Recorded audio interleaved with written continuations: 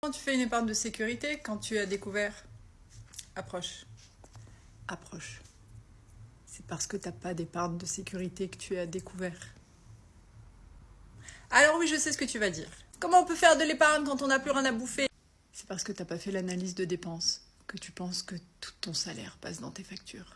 J'analyse des budgets depuis 2017. J'en ai vu des centaines et des centaines. Il y a 1% des cas où, effectivement, il n'y avait pas de gras, il n'y avait rien à faire. La personne ne pouvait pas travailler parce qu'elle était en invalidité, à la fois physique et à la fois psychologique. J'ai rien pu faire pour elle. Je l'ai orientée vers une assistante sociale et vers des associations.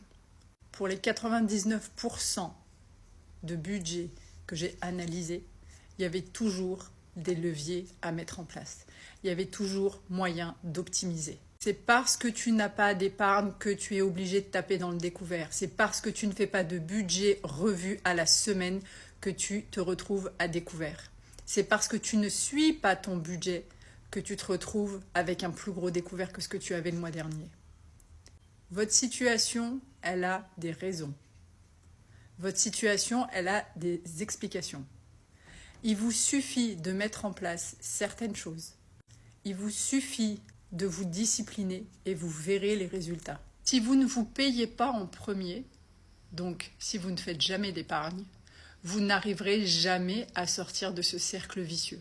Et quand je dis de l'épargne, ne pensez pas que c'est 100 €, 200 €. Mettez 1% de votre salaire en épargne et faites-vous la promesse de ne pas y toucher. 1%, on peut tous le faire. C'est 10 €, 15 €, 18 €, 20 €. On peut tous vivre avec 1% de moins sur son salaire. Mettez cet argent pour vous. Mettez cet argent sur votre compte épargne pour vous sécuriser. Il va vous aider de 1000 manières. Il va vous aider à avoir votre épargne de sécurité. Mois après mois, vous allez construire votre épargne. Il va vous aider à sortir du découvert et il va vous aider à vous désendetter ou à vous remettre à jour de vos paiements, quel que soit votre objectif financier. Et non, on n'achète pas à manger avec son découvert. On ne mange pas à crédit.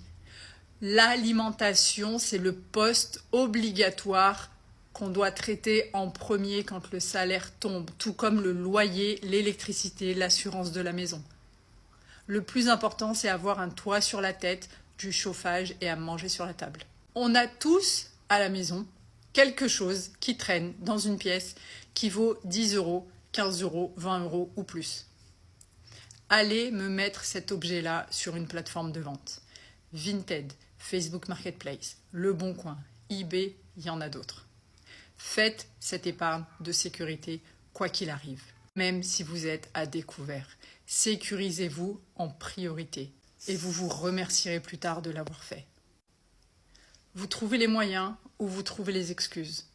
Dans les deux cas, c'est vous qui choisissez. Si vous voulez être dans la même situation d'ici 1 an ou si vous voulez être dans une autre situation bien meilleure d'ici 1 an.